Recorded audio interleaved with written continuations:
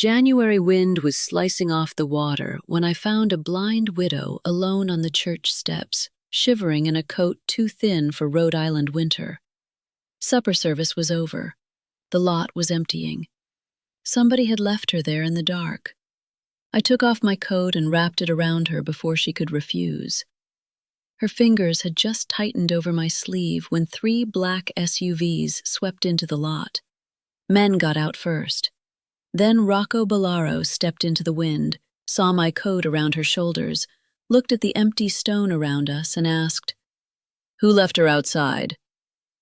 Everybody in Bristol knew his name. I only knew I was standing beside a blind widow and a man who looked ready to tear the world open for her. What kind of people leave a woman like that outside? And why did the most feared man on the coast look less like a boss than a son arriving too late? If this opening pulls you in, stay with me and like this video and subscribe, because the code I gave that night carried me into a story I never expected to live.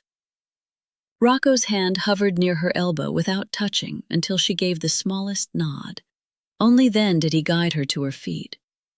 "Margaret," he said, holding every word tight, "why were you alone?" She lifted her chin toward his voice. "Because incompetence survives every generation." None of the men behind him laughed. Apparently they preferred breathing. I told him what I knew. I ran the church meal program and the volunteer companion calls for seniors. I had locked the side kitchen, come around front, and found her alone. He listened without interrupting, which somehow felt more dangerous than if he had shouted. Margaret finished the account herself. "The senior van told someone I was already picked up," she said. "It lied." He looked toward the road as if he could already see the shape of the lie spreading away from us. "You should have called me sooner," he said. Margaret answered, "And say what? That I was cold? You would burn down half the county because I was cold." I should have stayed quiet. Instead, I heard myself say, "Protecting someone doesn't mean taking every choice away from them." The men behind him looked at me like I had stepped between lightning and a tree. Rocco only studied me harder.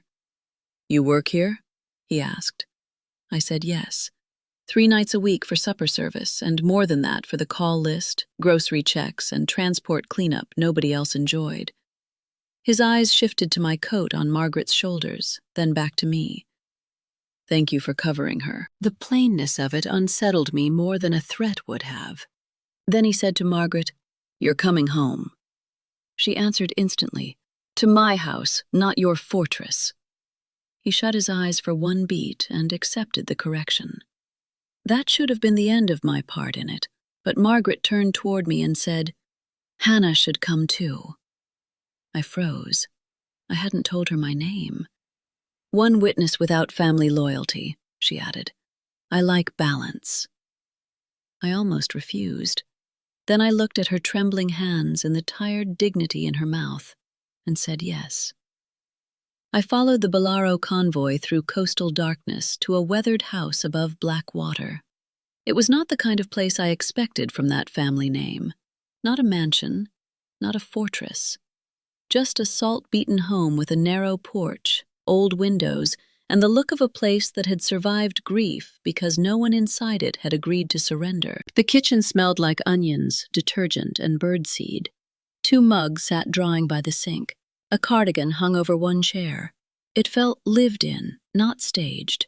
The kind of house where someone still reached automatically for a person who was no longer there. Rocco moved through the rooms, checking locks, windows, thermostats, and the medicine shelf, with the precision of a man who trusted neither fate nor people. Then Margaret asked for her blood pressure pills, and the first crack opened. "Lower shelf, left side, beside the tea tin," she said. I opened one cabinet, then another, then a third. The bottle was not where she said it should be. I finally found it on an upper shelf behind canned peaches. Rocco stared into the cabinet as if the wood itself had betrayed him. Margaret gave one dry laugh. "Exactly," she said. "Now you understand my mood." The line stayed with me because it sounded less like confusion and more like accusation. I lingered longer than I planned. The house told its story in quiet pieces. Pantry jars had raised labels for Margaret's fingers. The kettle handle was wrapped for a better grip. Bird feeders hung low outside the back window so she could refill them by touch from the step. None of it felt like paid care. It felt personal. Then I noticed one feeder wire had been replaced recently, bright metal against rust, and I noticed a fresh scratch on Rocco's cuff. He followed my eyes and said nothing. 3 days later, Margaret called the church office and asked for me by name. She said her detergent had been changed, and everyone kept telling her she was imagining it. I drove over expecting to settle a small complaint. Instead, I found floral detergent where she swore unscented lavender had always stood. People hear blindness, she told me, and assume the rest of the mind has gone on vacation. She wasn't frightened. She was insulted. I trusted insult more than panic. My visits became regular under the excuse of forms, soup, and checking whether the transport services had corrected their mess. Very quickly, I learned Margaret Bellaro hated pity, hated being spoken around, and hated any sentence that began with, "for your own good." She wanted answers, not soothing. She wanted chairs left where her body remembered them. She wanted the right to decide what kind of help counted as help. I understood more of that than I admitted. My broken engagement had ended when I finally realized being needed is not the same thing as being loved. Rocco began appearing during those visits more often than chance could explain. Sometimes he arrived with groceries and left without sitting down. Sometimes he fixed something while pretending he was only checking it. Once I found him in expensive shoes on the side path with an injured pigeon wrapped in his handkerchief, waiting for a wildlife rehabilitator. Another time I watched him replace the porch bulb, then wipe the glass because, when he caught me looking, he muttered, "She still likes a house to feel bright." It was hard to hate a man being careful in secret. I hated noticing. I hated even more that he noticed me noticing. One wet afternoon, I arrived limping in cheap shoes that had rubbed my heel raw. He glanced down once, disappeared into the hall, and came back with a wooden stool. "Sit," he said. "I'm not fragile," I answered. "No," he said, setting it in front of me. "You're stubborn, and your sock is sticking to blood." Margaret called from her chair. "If either of you pretends this is not courtship by footstool, I'll be insulted." Neither of us answered. Meanwhile, the odd details in the house kept multiplying. The old 2-note door chime became a 3-note chime Margaret instantly knew was wrong. Her cardiology appointment vanished from the calendar, though she remembered the nurse's name and time exactly. An armchair shifted just enough to bruise her shin when she reached for it by habit. A serving bowl turned up in the linen closet. Each detail alone might have meant nothing. Together, they formed a pattern. Not chaos. Design. Somebody wanted her to stop trusting her own memory. So I began documenting everything before checking it. Date, time, what Margaret remembered, what I found, who had visited, what had been delivered, which calls had come through, what got moved back. I wanted to reassure her, but I also wanted to protect myself from becoming the sort of helpful fool who mistakes fear for proof. The notebook changed me. Margaret was right too often. Not always, but enough. When I finally showed the list to Rocco at her kitchen table, he read every page in silence. "Why didn't you bring this sooner?" he asked. "Because certainty matters," I said. He leaned back and went very still. That was when I understood what true anger looked like in a controlled man. Not noise, precision. "If you're right," he said, "someone is doing this inside her house." I thought about the medicine, the detergent, the missing appointment, the altered chime, and the porch rail that still felt wrong under my hand, though he had paid to repair it. "Yes," I said. "I think someone wants her to doubt herself." The first serious challenge to my theory arrived wrapped in polished concern. Bianca Serrano, Rocco's cousin, managed several family medical arrangements and wore competence like perfume. She told me Margaret was proud, lonely, and beginning to confuse routines. "This is how decline starts," she said in the kitchen while Margaret rested nearby. "Small errors, defensive pride. Families romanticize it until something terrible happens." She sounded reasonable, which made her more dangerous. Reasonable people can remove an old woman's life one gentle sentence at a time. I might have believed Bianca more if she had ever once asked Margaret what Margaret wanted. Instead, she explained Margaret to the room while Margaret sat inside it. She also kept finishing Margaret's sentences before the older woman could finish them herself. That is one of the fastest ways to teach someone her voice has become optional. Rocco noticed too. He said nothing then, but I saw the muscle move in his jaw every time Bianca translated Margaret into someone weaker than she was. Restraint, I was learning, cost him more than it looked like. Dr. Malcolm Vey entered soon after. Silver-haired, soft-voiced, expensive without being flashy, he looked exactly like the sort of man wealthy families trust with fragile situations. He spoke gently to Margaret, gently to Rocco, gently to me. And somehow every gentle phrase removed another sliver of Margaret's authority. Perhaps supervised finances, perhaps a capacity assessment, perhaps a temporary relocation for safety until confusion clarified. Margaret listened, then said, "Doctor, greed whispers. You really should not." Even Bianca stopped breathing for a second. After they left, Rocco walked me to my car under a sky the color of iron. "If he's wrong," he said, "I need proof. If he's right, I need to protect her before someone else uses this." Men like him did not fear frailty in the abstract. They feared what enemies could build out of it. "Protection can become erasure very quickly," I said. He opened my car door, then stepped back instead of crowding me. "Then help me not erase her," he answered. The sentence followed me home and kept me awake longer than I wanted to admit. Then came the setback that nearly broke my certainty. Bianca insisted Margaret attend a medical review with Dr. Vey present and a neutral clinician observing. I went because Margaret asked for me. Rocco went because he trusted nothing involving guardianship language unless he heard every word himself. Halfway through the appointment, Margaret suddenly could not name where she was. She called the clinic a schoolhouse. She asked if her husband was parking the car. The emptiness in her expression was so convincing, my own confidence fell open under me. The ride home was awful. Bianca dabbed at her eyes. Dr. Vey spoke in grave phrases about progression, supervision, and the dignity of accepting help. Rocco sat rigid as carved stone. The moment we got Margaret inside, he said, "She moves to my estate tonight." I said no so fast every head turned. "You don't know what happened in there," he snapped. "Neither do you," I shot back. "If that was manipulation, moving her now finishes the job. If it was real decline, tearing her out of the only place she still knows by heart could make it worse." He took 3 steps toward me and stopped himself. "You want me to gamble with her life?" he asked. My own confidence felt thin, but I held my ground. "I want you to see your fear making decisions in her name." From the hall bench, Margaret murmured, "At last, someone says it plainly."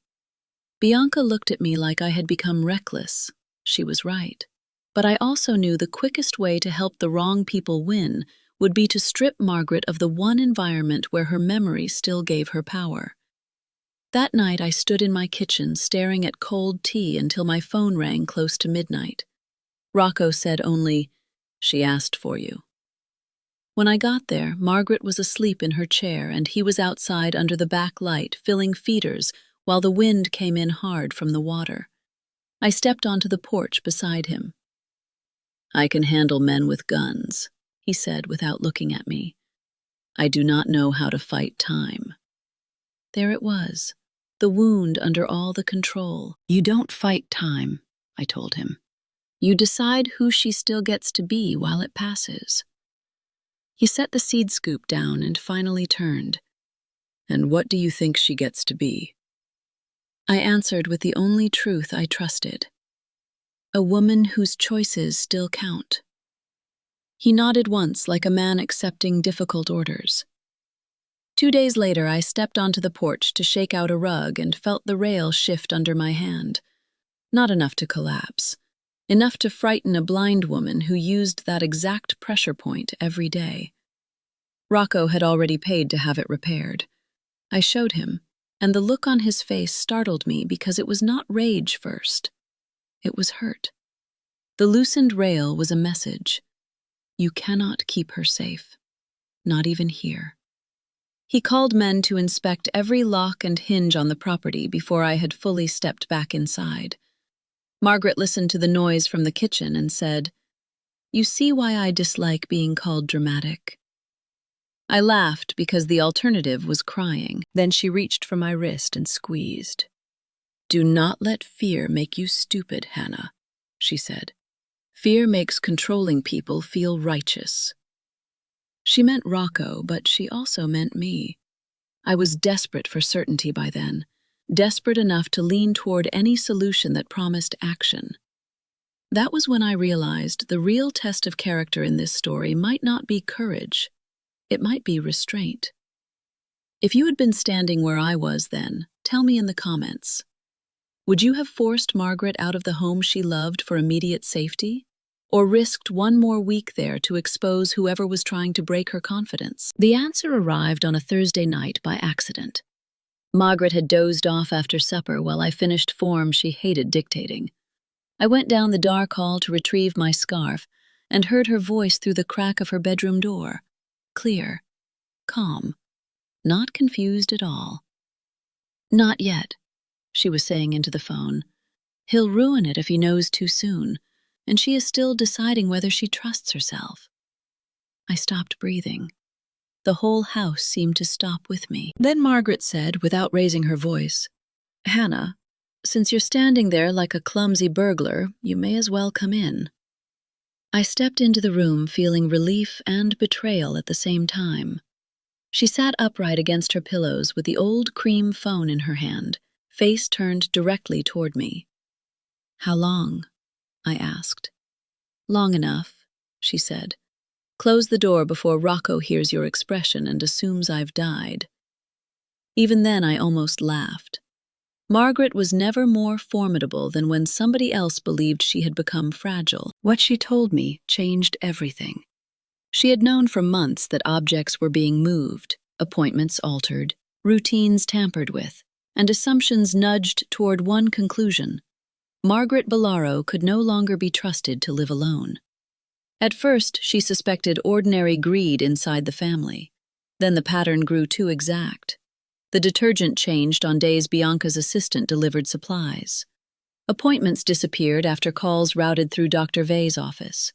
Furniture shifted just enough to disrupt muscle memory, never enough to alarm outsiders. So Margaret made a ruthless choice. She began acting worse than she was. "I let them think confusion was winning," she said. "People become careless around the old when they believe the old have already lost." I sat there trying to keep up with the size of what she had carried alone. "You let me think you were slipping," I said. Her expression softened. "I did. I hated that. But I needed one witness outside this family who would not mistake rank for truth." I asked who she had been speaking to on the phone. She smiled faintly. "The wrong question, dear. The right one is whether you still intend to help." I should have been angrier. Instead, I was overwhelmed by the elegance of what she had built out of loneliness and danger. "Why me?" I finally asked. She reached to the dresser and opened a small box. Inside were handwritten summaries from the church companion call program, one note for nearly every Thursday over the last 14 months. My breath caught. She touched the stack with 2 fingers. "Because every week," she said, "a woman named Hannah called a lonely widow she had never met and never sounded rushed." "I knew your voice the moment you put that coat around me," she went on. Everything reassembled at once. The anonymous caller on my list who loved cardinals, old hymns and rough weather by the sea. The widow who always seemed to know when I was tired before I said so. The woman who once told me companionship only counts if it arrives without a bill attached. I had known Margaret for more than a year and never known her name. "You stayed outside on purpose," I whispered. "Yes," she said, "to test the moment." "Kindness changes when it thinks no one important is watching," she said. I needed to know yours did not. When I told her Rocco had a right to know, she refused immediately. "His first instinct is force," she said. "Force helps the wrong people if used too early. If he storms in, he becomes proof I need rescuing from my own judgment." I hated that she was right. Then she added, "And you must decide whether helping me means taking over for me. Those are not the same thing." That struck deeper than she knew. The next morning, I asked Rocco to meet me behind the church garden, where nobody from his world or mine was likely to appear. I told him I believed Margaret was being manipulated, and that moving her immediately would destroy our best chance of proving it. He stared at me with the tightly leashed fury of a man being asked to sit still while someone he loves remained in danger. "You're asking me to leave her exposed," he said. "I'm asking you to help me catch the people doing this," I answered. The difference mattered, but only if fear did not blur it. He stepped closer, and then stopped at a distance that still gave me room to leave. That mattered more than I admitted. "If you know more than you're saying," he said, "tell me now." I looked at him and, for the first time, chose Margaret's strategy over my own wish to stay morally spotless. "I know enough to believe she deserves the chance to prove she is still the sharpest person in the room," I said. Something changed in his face. He hated the answer. He also recognized whose will was moving through it. From then on, I lived in two worlds. Publicly, I was the practical churchwoman with notebooks, casseroles, and too much patience for elderly complications. Exactly the sort of person Bianca and Dr. Vey underestimated. Privately, I became Margaret's recorder. I took dated photographs of room layouts after she described where things belonged. I logged deliveries, repairs, canceled appointments, and Thursday calls. With careful help from Rocco, though never using his rougher methods, I contacted other families whose widowed mothers had seen Dr. Vey after subtle household instability. Their stories matched ours in all the wrong places. One woman's pill organizer had been reversed. Another lost access to financial mail she clearly remembered discussing.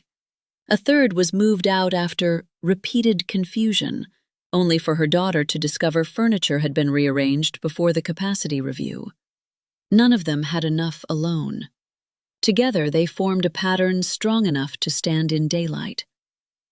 I spent long nights at my kitchen table building timelines while the radiator ticked and my own life narrowed around the work. Rocco became my strangest ally. He had investigators, of course, but when I told him I needed records, witness statements, and documented contradictions rather than rumors dragged out of frightened people, he listened.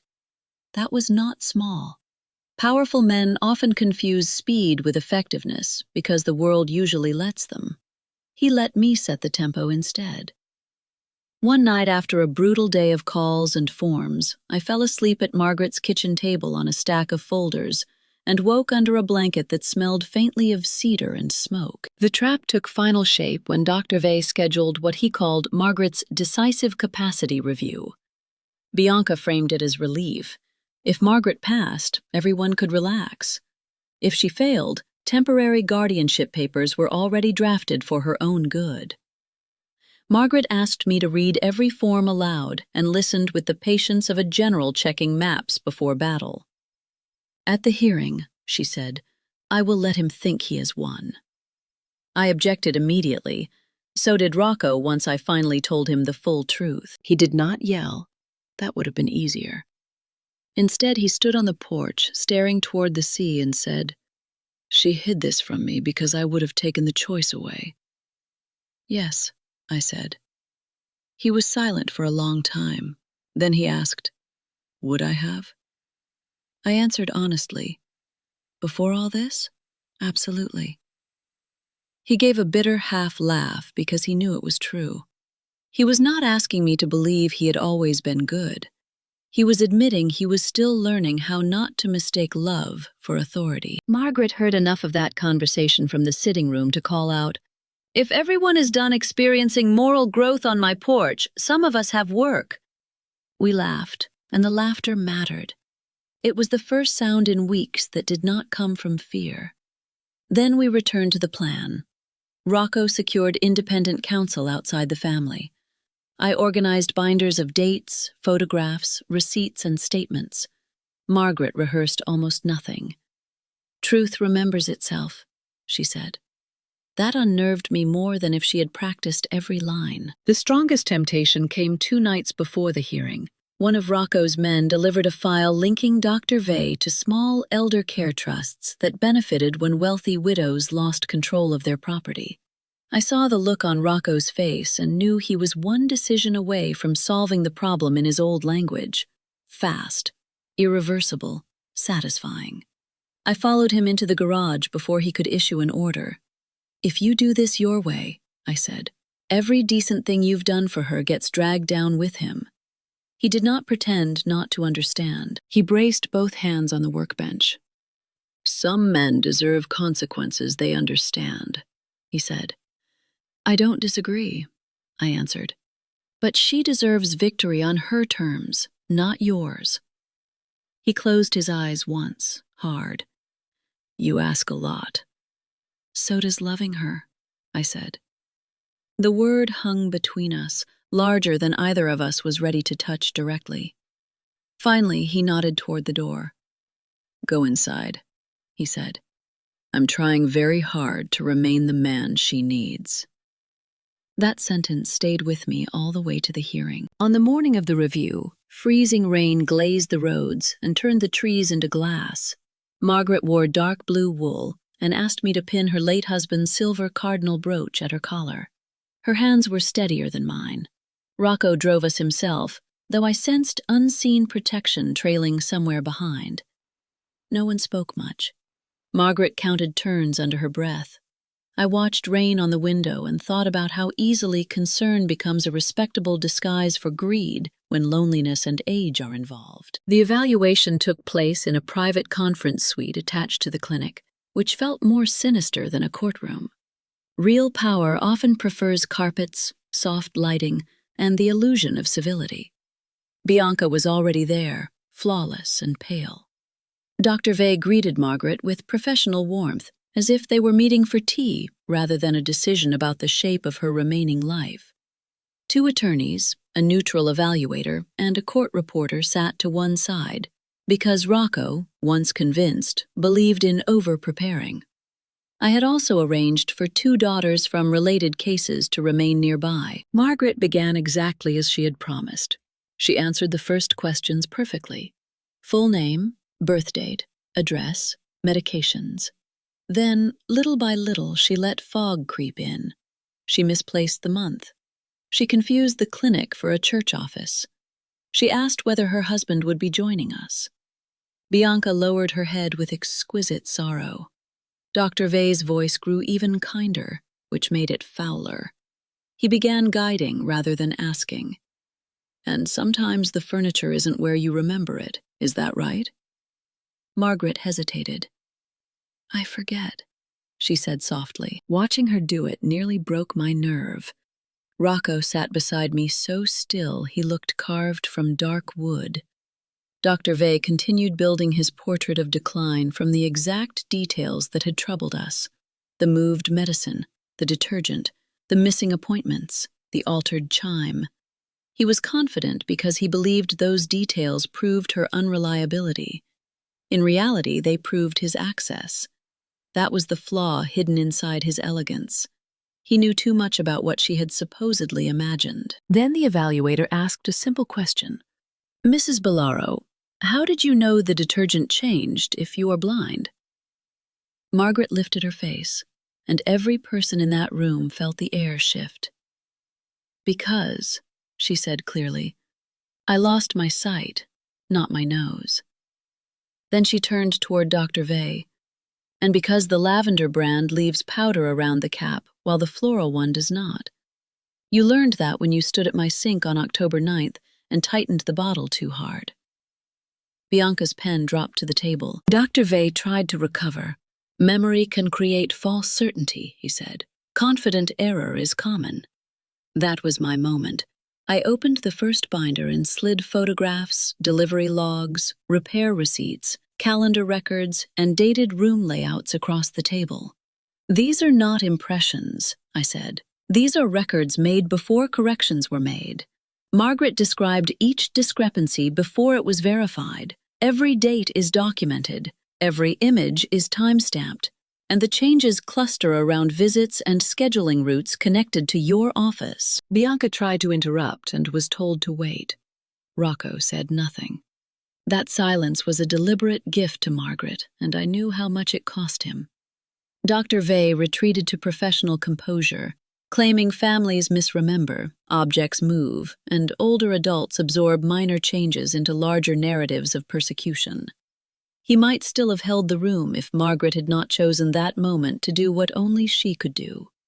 She folded her hands and began reconstructing his visits through sound, scent, rhythm, and language with devastating precision. She described the click in his right heel where the shoe cap was worn.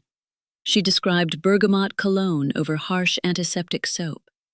She described the pause he always made before sitting because he preferred others to pull out chairs for him. She described the exact afternoon he hummed one line of an old hymn in her hallway. The same afternoon her door chime changed from 2 notes to 3. She described Bianca finishing her sentences so interruption would start feeling normal. Blindness had turned Margaret into a collector of details. He had mistaken that for helplessness. When she finished, I asked that the first daughter be brought in from the waiting room, then the second. Each testified that her widowed mother had suffered the same pattern of household instability, followed by evaluations and pressure toward managed living arrangements linked to Dr. Vey's network.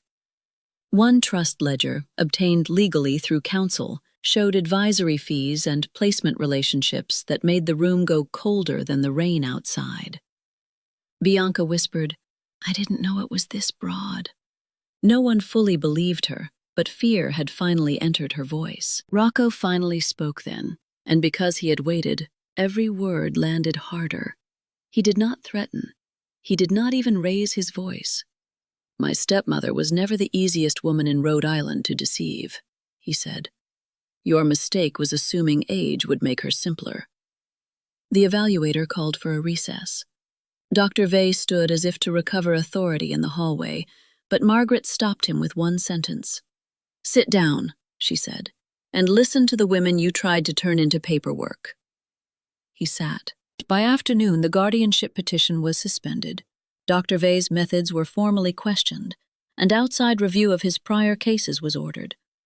Bianca's authority over any part of Margaret's care vanished on the spot under papers Rocco signed with a steadiness I had never seen in him before.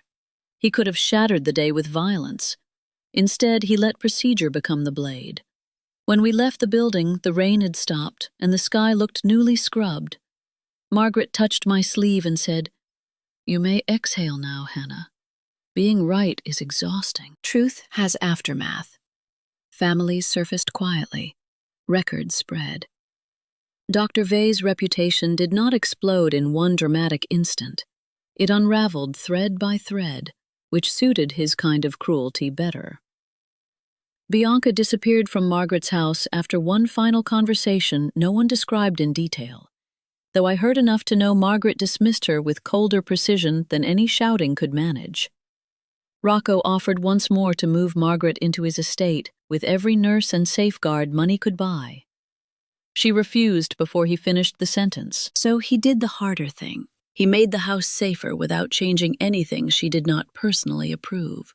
The porch rail was reinforced but kept with the same curve under her hand. Better locks, same handles. Brighter bulbs, same fixtures. Tactile markers renewed exactly where she wanted them. A second phone by her bed. He even asked before replacing a warped floorboard because, as Margaret reminded him, I remain fully entitled to prefer my own drafty floor. I admired him more for accepting her terms than for any grand rescue. My feelings for him matured in that season, not into fantasy, but into something heavier and truer. I never lied to myself about what surrounded his life. His tenderness did not erase his darkness, but I also watched him change in ways no one was forcing. He no longer reached for control first where Margaret was concerned. He asked. He listened. He learned to pause. Once, after we argued over a home aide who had been careless but not malicious, he called the next day just to say, "You were right to separate incompetence from cruelty." For a man like him, that was nearly a love letter. Spring would have been the easy place to stop the story, with villains exposed and lonely people saved by soup, birds, and mutual admiration. Real life is stingier than that. In early April, Margaret's heart condition worsened. Not theatrically, not in a way anybody could fight. She tired more quickly crossing the kitchen. Some afternoons, she asked me to read because speaking back cost too much breath. The cardiologist spoke in careful phrases about management and monitoring, which is the language people use when time has quietly shortened. Margaret did not become sentimental. If anything, she grew funnier.